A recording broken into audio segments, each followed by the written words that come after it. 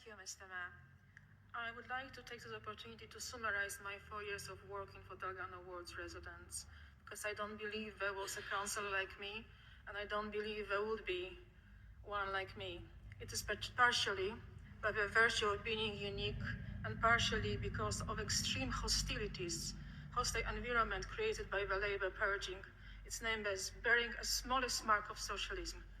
I personally believe in Catholic social teaching, rooting in Scripture and papal Rerum Novarum, with co-focus of building a just society, promoting peace. I believe, truly tell you, as you did this to one of the latest of those brothers and sisters of mine, you have done it to me. I was brought up in a spirit of teaching of John Paul Great II, which is rooted in profound Christian humanism that affirms the absolute dignity of every human being, every person created in God's image, and to call to live in truth. I have kept my Dalgarno Ward instruction leaflet, introduction leaflet dated 2022, where I describe myself as a long-standing activist for human-animal rights, lamenting of loss of biodiversity. I made a promise to serve all my residents by taking casework, and I worked very hard, being on 5 scrutiny committees, including planning and a flood risk management working group.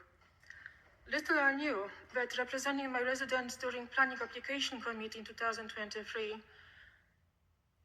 would be the starting point for public humiliation and distress, ending up on ITV News as a hater.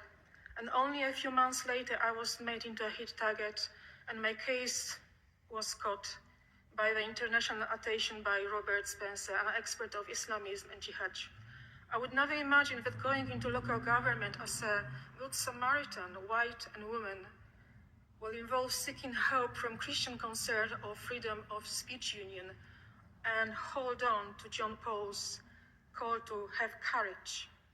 He made this call in 1973 when he visited Poland, his homeland, speaking diplomatically and pointedly about the relationship between church and the communism. Poland in 1973 was a country behind the Iron Curtain, where freedom of speech landed many in trouble with government. The national media were instructed not to show how large crown covered. Faithful living in fear were stopped from attending. The instructions were simple: have courage, don't be afraid. I would never dream to see and experience the some hostile condition created in UK. I am grateful to all who have supported me in these hard times, mostly when I was smeared, called a racist Islamophobe bitch by the Kensington and Chelsea officer, having my own residents antagonized against me for no reason. Even under a week, once again I was told to shut up by the black sitting councillor, trying to throw me out of the public meeting. I worked very hard.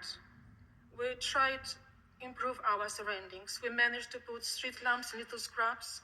We stopped flooding.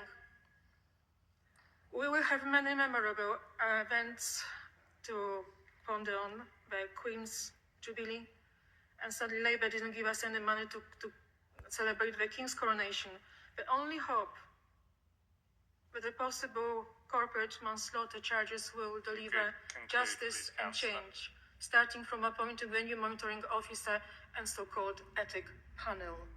Thank you that again you discriminated against me because you gave so much time to lame and older people, and you are rushing me when you know I have asthma. Thank you very much for this discrimination. And nobody in this chamber congratulated me on the maiden speech. If you could just conclude your remarks. Thank you for discriminating against North Kensington. Thank you for being so incredibly patronizing and unbearable, and what you have done to me through all these complaints by ganging and not exhibiting what was about to the public scrutiny, absolutely unacceptable. And this is how you treat residents. I have single glazed residents living in molten condensation, and you congratulate yourself. Okay. God bless. Thank you, Councillor.